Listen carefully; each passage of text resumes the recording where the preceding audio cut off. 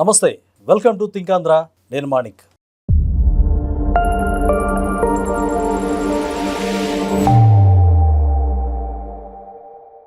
జాతీయ మీడియా పవన్ కళ్యాణ్ గారిని ఒక ప్రశ్న అడిగింది. ఏమనంటే, జగన్మోహన్ రెడ్డి గారు ఎవరిని విడిచిపెట్టను, కూటమిలో ఉన్నటువంటి పాలకులు ఎవరిని కూడా విడిచిపెట్టేది లేదు అని అంటున్నారు.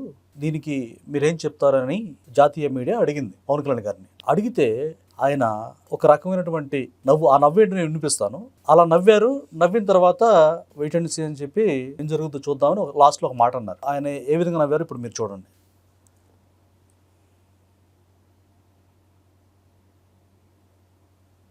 విన్నారు కదా. ఇదే విషయంపై మనతో విశ్లేషించడానికి గరికపాటి రాజేష్ గారు ఉన్నారు. వారిని అడిగి పవన్ కళ్యాణ్ గారి నవ్వు వెనక ఉన్న అంతరార్థం ఏంటో మనం తెలుసుకునే ప్రయత్నం చేద్దాం. రాజేష్ గారు నమస్కారం. రాజేష్ గారు చెప్పండి, పవన్ కళ్యాణ్ గారు నిజంగా నేనైతే ఎప్పుడు వినలేదు ఆయన అంత వికటట్టహాసంగా, చాలా హుందాగా, చాలా ధైర్యంగా జగన్మోహన్ రెడ్డి గారి పేరెత్తి ఆయన ఈ విధంగా వార్నింగ్ ఇస్తున్నాడు అని చెప్పి ఒక రకంగా ఎలాంటి ఆయన స్పందన ఉంటుందని మీడియా మిత్రులందరూ కూడా చూశారు. కానీ ఆయన చాలా కూల్గా, చాలా ఓపెన్గా, పరిపూర్ణంగా నవ్వారు. ఆ నవ్వు వెనుకున్నటువంటి అంతరార్థం ఏంటి, అసలు ఎందుకు ఆయన ఆ నవ్వు నవ్వారు? వాళ్ళు అడిగిన ప్రశ్న ఏంటంటే, కూటమి ప్రభుత్వంలో ఎవరిని కూడా మేము వదిలిపెట్టము, వచ్చిన తర్వాత అవసరమైతే ఒడ్లు తీస్తాము, ఎవరిని వదిలిపెట్టాము అంటున్నారు కదా, మీ స్పందన ఏంటని అడిగితే దానికి పవన్ కళ్యాణ్ గారు నవ్వారు. ఆ నవ్వులో ఎన్నో అర్థాలు ఉన్నాయి. ఆయన చివరిలో చూద్దాం ఏం జరుగుతుందో అన్నారు. అంటే వెయిట్ అండ్ సీ అని చాలా అర్థాలు ఉన్నాయి అందులో. అంటే రెండోసారి అధికారంలోకి వస్తాము అనే భ్రమలో వైఎస్ జగన్మోహన్ రెడ్డి ఉన్నాడు కాబోలు. ప్రతిపక్షంలో ఉన్నప్పుడు పవన్ కళ్యాణ్ వ్యక్తిత్వాన్ని ఎట్లా ఆనందం చేశారు, ఆయన కుటుంబ సభ్యుల్ని, వాళ్ళ మిస్సెస్ని, వాళ్ళందరినీ కూడా ఎట్లా అన్నారు ఏంటి అవన్నీ తెలుసు ఆయనకి. అవి మొత్తం కూడా ఎట్లా మాట్లాడారో ప్రజలు మొత్తం చూశారు రెండు తెలుగు రాష్ట్రాల్లో. అవన్నీ గుర్తొచ్చినాయి. కానీ ఏనాడు కూడా వాటి మీద పవన్ కళ్యాణ్ కామెంట్ చేయలే. అది గుర్తొచ్చి అది కూడా నవ్వారు. అంటే వీళ్ళ గొప్పతనాన్ని బేరీజ్ వేసుకుంటే ఎలా ఉంటుంది అనేది అక్కడ చూపించడానికి. చంద్రబాబుని అట్లా భువనేశ్వర్ గారిని వీళ్ళందరినీ కూడా ఎట్లా వ్యక్తిత్వానం చేశారో అవన్నీ మనకు తెలిసిందే. ఇవన్నీ కాకుండా ఇంకా చూడండి ఎన్ని అర్థాలు ఉంటాయి అంటే అందులో. ఇప్పుడు బ్లూ బుక్ అని చెప్పేసి ఒకటి పెడుతున్నా అన్నారు కదా, అందులో వాళ్ళని పట్టుకొచ్చి బట్టలు కూడా తీస్తాను, గొడ్లు కూడా తీస్తాను, రిటైర్ అయిపోయిన తర్వాత కూడా ఆయన తీసుకొస్తాను, విదేశాల్లో దాక్కున్నా తీసుకొస్తాను, సప్త సముద్రాల అవతల దాక్కున్నా కూడా తీసుకొస్తాను అవన్నీ అంటున్నారు కదా. ఆ ప్రశ్న అడిగినప్పుడు అవన్నీ పవన్ కళ్యాణ్ గుర్తొచ్చి ఉంటాయి. అందుకని చెప్పేసి బాగా నవ్వొచ్చి ఉంటుంది. సాధ్యమైనంత వరకు ఆయన ఎప్పుడు సీరియస్గానే ఉంటారు, సాధారణంగా నమ్మరు. రాజకీయాల్లోకి వచ్చిన తర్వాత నవ్వటం చాలా తక్కువ. అట్లాంటిది పవన్ కళ్యాణ్కి ఆ ప్రశ్న నవ్వు తెప్పించిందంటే చూడండి. అంటే జగన్మోహన్ రెడ్డి ఎంత హాస్యాస్పదంగా ఉన్నాడు, అతని ఆలోచనలు ఎంత హాస్యాస్పదంగా ఉన్నాయి, అతని మెచ్యూరిటీ లెవెల్స్ ఎట్లా ఉన్నాయి అనేది అందులో నో డౌట్ అది కనపడుతుంది కదా. అంటే అప్పుడేదో ఇక కుట్రలు చేసి ప్రశాంత్ కిషోర్ని అడ్డం పెట్టుకుని ఇవన్నీ చేసి ప్రచారం చేసి వచ్చాడు, అది వేరే విషయం. స్వతహాగా మామూలుగా అయితే ఇతను ఒక పిరికి మనస్తత్వం ఉన్న వ్యక్తి వైఎస్ జగన్మోహన్ రెడ్డి అని చెప్పేసి ఆ పార్టీ నాయకులు చెప్తా ఉంటారు. అందులో నో డౌట్ అండి. వాళ్ళు చాలా మంది చెప్పారు ఆ పార్టీ నాయకులు. ఎందుకంటే అతను ఒక మంది మార్పులు వీళ్ళందరూ ఉంటేనే బయటకు వెళ్తారంట, లేకపోతే వెళ్ళడు. రాజధాని రైతుల గురించి భయపడి ఆయన పరదాలు కట్టుకుని వెళ్ళారు, అక్కడ ఉన్న చెట్లు కూడా కొట్టించారు. అంటే చెట్ల చాటు నుంచి ఏదైనా ప్రమాదం పొంచి ఉంటుందని. మీకు ఒక విషయం చెప్తానండి. ఇతను రాజధానికి సెక్రటేరియట్కి వెళ్ళాలంటే తాడేపల్లి దగ్గర బయలుదేరి ఏం చేస్తారంటే, అప్పుడు రాజధాని గ్రామాల్లో రైతులంతా ఉద్యమాలు చేస్తున్నారు కదా, శిబిరాలు ఉంటాయి. ప్రతి ఊరికి ఒక శిబిరం ఉంటుంది, నిరాహార దీక్ష శిబిరం. ఆ శిబిరాల దగ్గర వాళ్ళందరినీ ఏం చేస్తారంటే ప్రజల్ని మొత్తం కూడా సైలెంట్ చేసేసి వాళ్ళని అటువైపు తిప్పేస్తారు. మామూలుగా ఇలా కూర్చుంటారు కదా, అటువైపు తిప్పేసేసి పోలీసులు మొత్తం కూడా బారుగా నుంచుంటారు వరుసగా. మొత్తం సెక్రటేరియట్కి వెళ్ళేంత దారి వరకు కూడా అక్కడి నుంచి 2-3 కిలోమీటర్ ప్రతి ఊర్లోకి ఎంటర్ అయ్యేటప్పుడు కూడా దాదాపు 100 మంది పోలీసులు అట్లా నుంచుంటారు. వాళ్ళు కూడా రివర్స్లో నుంచుంటారు. కొన్ని చోట్లేమో గొడ్లు తీసుకొచ్చి ఇట్లా పెడతారండి. జగన్మోహన్ రెడ్డికి అసలు అంత భయం ఏంటి? అది చెప్పా కదా, స్వతహాగా ఆయన పిరికి మనస్తత్వం ఉన్న వ్యక్తి కాబట్టి ఇప్పుడు ఈ మంది మార్పులు ఇట్లా డబ్బులు సంపాదించిన తర్వాత జనాల్ని కొంచెం బోగేసుకొని దాని ద్వారా చలాయించడం అట్లా జరుగుతుంది తప్పితే స్వతహాగా అతనేమి ధైర్యమైన వ్యక్తి కాదు. పవన్ కళ్యాణ్ అట్లా నవ్వారు కదా. దాంతోపాటు వచ్చేసారి ఎన్నికల్లో పిఠాపురంలో ఓడిస్తామని చెప్పేసి అన్నారు కదా, అది కూడా గుర్తొచ్చి ఉంటుంది. ఎందుకంటే పిఠాపురంలో వర్మని అంటే నీకు ఎటువంటి న్యాయం చేయట్లేదు కూటమి ప్రభుత్వం అని చెప్పేసి తమ వైపు లాక్కొని అటు ఎట్లయినా సరే మళ్ళీ ఈసారి అక్కడ పోటీ చేస్తాడు, పవన్ కళ్యాణ్ ఓడించాలని చెప్పేసి అదొకటి. అదిగాక అసలు ఈ రోజు నాకు అధికారం పోవడానికి మెయిన్ కారణం పవన్ కళ్యాణే. ఇటు చంద్రబాబుతో పొత్తు పెట్టుకోవడం వల్ల కాపు సామాజిక వర్గం మొత్తం కూడా అటువైపు మళ్ళింది అని చెప్పేసి దానివల్లనే చేశాడని చెప్పేసి పవన్ కళ్యాణ్ మీద విపరీతమైన ద్వేషం ఉందండి జగన్మోహన్ రెడ్డికి. అవన్నీ గుర్తొచ్చుంటాయి. ఎందుకంటే తరచుగా ఎప్పుడు స్టేట్మెంట్ పెట్టినా కూడా పవన్ కళ్యాణ్ గురించి కొంచెం అవాకులు చవాకులు మాట్లాడుతూ ఉంటారు జగన్మోహన్ రెడ్డి. వార్డు మెంబర్కి ఎక్కువ, ఎమ్మెల్యేకి తక్కువ అన్నట్లుగా అట్లాంటి కామెంట్స్ అన్ని చేస్తూ ఉంటారు. ఇది ఒక రాజకీయ నాయకుడు అన్న తర్వాత అతను మాజీ ముఖ్యమంత్రి హోదాలో చాలా డిగ్నిఫైడ్గా ఉండాలి, హుందాగా మనిషిలాగా ఉండి ఎదుటి వ్యక్తిని గౌరవించాలి. అతను వార్డు మెంబర్ అయినా కావచ్చు, ఎవరైనా కావచ్చు. వాళ్ళందరినీ గౌరవించడం అనేది నీవు కనీసం మర్యాద. అది నువ్వు ఆ మర్యాద చిన్నతనం నుంచి నేర్చుకోవాలి.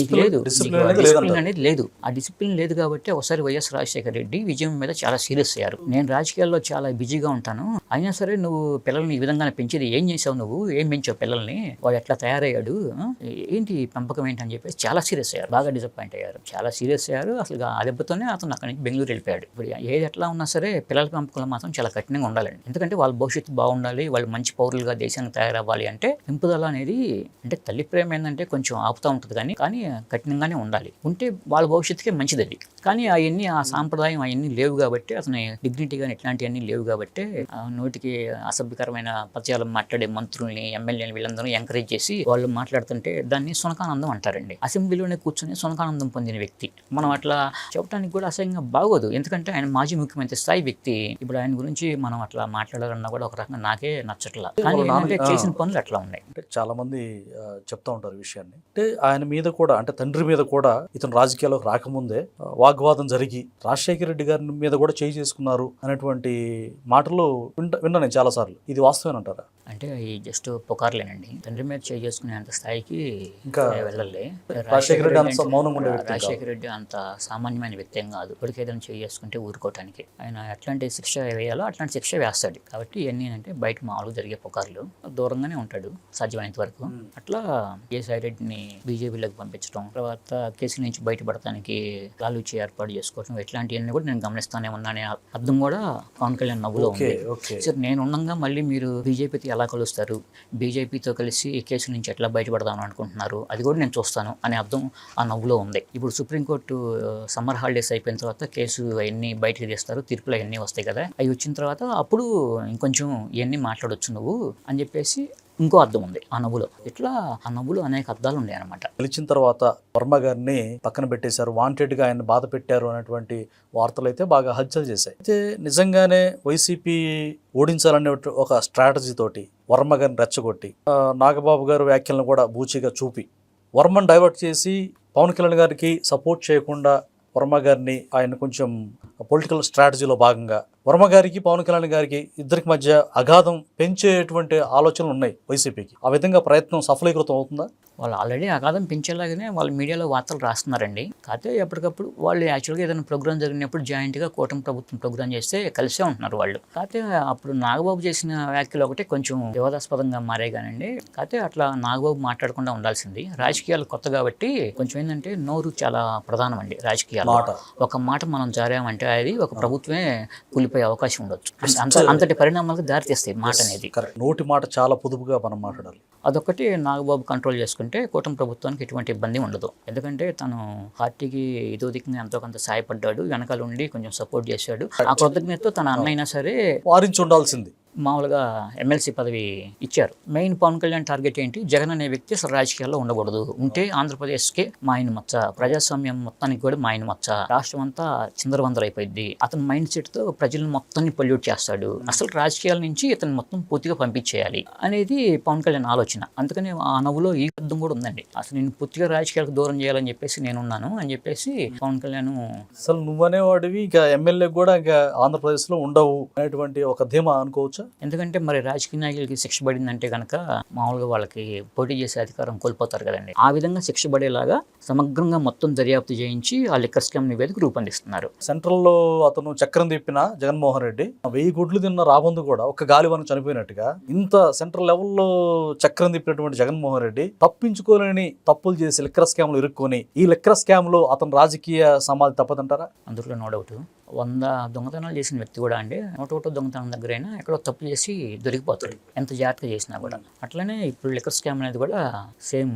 అంటే కేంద్రంలో మనకి అండగా ఉన్నారు వాళ్ళంతా అన్న ఉద్దేశంతో కొంచెం అజాగ్రత్తగా చేశారు లిక్కర్ స్కామ్ అనేది, దాంతో దొరికిపోయారు. అయితే జగన్మోహన్ రెడ్డి ఒక పాయింట్ లేవనెత్తుతున్నారు. ఇప్పుడు లిక్కర్ స్కామ్ సంబంధించి నేను ఏమైనా తాడేపల్లి క్యాంప్ ఆఫీస్కి పిలిపించి సంతకాలు పెట్టించానా ఏంటి, ఇప్పుడు లిక్కర్ స్కామ్ నా పేరు పెడతానికి లేకపోతే దీనికి అని చెప్పేసి ఆయన ఒక ప్రశ్న రైజ్ చేశారు. ఇప్పుడు ప్రశ్న సరే సంతకాలు పెట్టలేదు, నువ్వు అన్ని మౌఖికంగా నువ్వు చాలా జాగ్రత్తగా ఉన్నావు కాబట్టి నోటి మాట ద్వారానే ఆదేశాలు జారీ చేసి పనులన్నీ కానిచ్చేసావు. ఇప్పుడు కృష్ణమోహన్ రెడ్డి కానీ, ధనంజయ రెడ్డి కానీ, రాజకేశ్ రెడ్డి కానీ లేకపోతే వీళ్ళంతా కూడా ఆ డబ్బులు తీసుకొచ్చి ఎవరికి ఇస్తారండి? ఆయనకే ఇస్తారు. అసలు ఇంత ప్రూఫ్స్ లేకుండా ఇంత పెద్ద హేమాహేమిల వీళ్ళని అరెస్ట్ చేస్తారా? వాళ్ళు లీగల్ గా ఫైట్ చేసి ఖచ్చితంగా అరెస్ట్ అవ్వకుండా కాపాడుకునేవాళ్ళు కదా. ఇప్పుడు ఆ రూటింగ్ ఏర్పాటు చేసిన బాలాజీ గోవిందప్ప కూడా ఆ డబ్బులు ఎక్కడికి వెళ్ళి అని అడిగితే ఏం చెప్తారు? జగన్మోహన్ రెడ్డి దగ్గరికి ఇచ్చామని బాస్ చెప్తారు. పేరు ఖచ్చితంగా వెల్లడించాల్సిందే కదా. అది అయితే ఇటువంటి పరిణామాలు ఇవన్నీ కూడా వైఎస్ఆర్ కాంగ్రెస్ పార్టీ శ్రేణులు ఆలోచించుకోవాలండి. ఏ పార్టీలో ఉన్నాము, మన పార్టీ నాయకుడి ఆలోచన తీరు ఎలా ఉంది, మనం నిజంగా ప్రజాస్వామ్యం కోసం పోరాడుతున్నాం, లేకపోతే మన నాయకుడి వ్యక్తిగత స్వార్థం కోసం పోరాటం చేయమంటున్నాడు అనేది కూడా వీళ్ళు ఆలోచించుకోవాలి. దాన్ని బట్టి నిర్ణయం తీసుకుంటే ప్రజాస్వామ్యం ఆంధ్రప్రదేశ్లో పరిడి వెళ్తుంది.